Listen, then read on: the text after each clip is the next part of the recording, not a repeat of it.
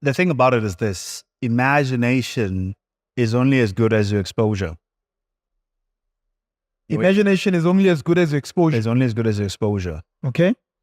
So the thing about it is this: whenever people see you at a much later stage of your life, they're exposed to the element of you that is maybe successful. Yeah. And they have a certain perception of what that is. And they don't always then imagine beyond what they see in front of them. Especially if, according to what they know, it's something completely different from what they can do for themselves. So on purpose, I sound like I don't come from a certain background. You sound like you don't come from a poor background. Say it. Yes. Not a certain background. Okay, fine. It's a poor background. On purpose, I sound like I don't come from a poor background. Okay. And it's part of my survival skill, but we can go into that later. Part of your survival skills. It's part of my survival skill. And now it has become a part of my thriving skill. And we can speak about that. How do you move from survival to thriving? And so whenever people then hear me speak, they can't imagine that I come from where I come from. But I think most of the time, actually, it's a fault of us people who are successful. Sure. Because we don't talk about where we come from. Right. We don't talk enough about where we come from, which then makes it harder for people to imagine that we come from the same places where they're sitting. Yeah. Or where they come from themselves. And that we haven't overcome the same things that they're facing on a daily basis. Okay. And I think when I spoke about those very intimate elements that they know very well what I was speaking about, that's why then people are like, oh, wow. I'd like to know a bit more about how then you moved from eating a loaf of polony and vomiting. Yes. To, today where you are. So when he talked about eating a loaf of polony and vomiting, and then I'm going to need you to speak up a bit. Ne? I don't know. Are you shy, my man? No, I think my mic is a bit low. It's a bit low. Let me try and see. Yeah. So when he talked about eating a loaf of polony, is it called a loaf of polony? Yes. What is it called? A loaf of polony? It's a loaf. It's a loaf. Like a meatloaf. It's a loaf. It's a meatloaf. Yeah. Okay, I didn't know that. Honestly, I didn't know that. Right? When he grew up poor, and when he started to make some money, there's a point in time where he bought polony for the first time with his money. Mm-hmm. And from then, he chowed the entire polony that day, all of it. And he bought a dozen of eggs and fried all of them.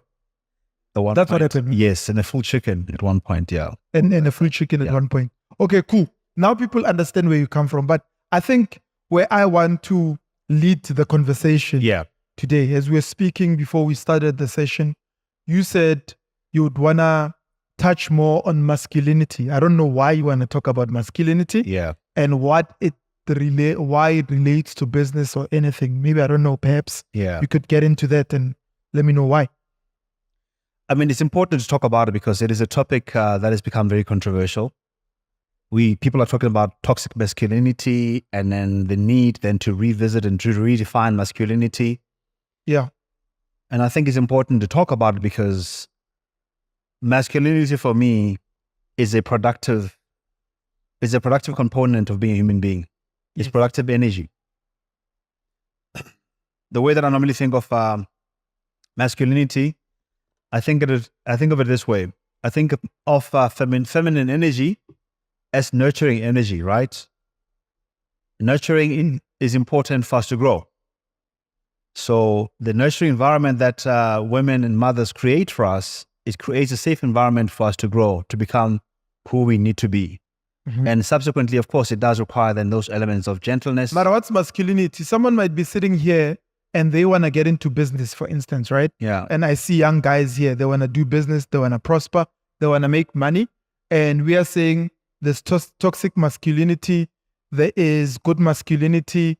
What does that have to do with doing business? And if you're a woman, what does that have to do with you, for instance? For me, like I said, the simple definition of masculinity, let me talk about masculine energy. For me, it's productive energy. It's the energy that we use to work, to produce things, to make things happen. Okay. And then the masculine mindset is that mindset of productivity. which has laws, which is more processes, which is more logical, which is more,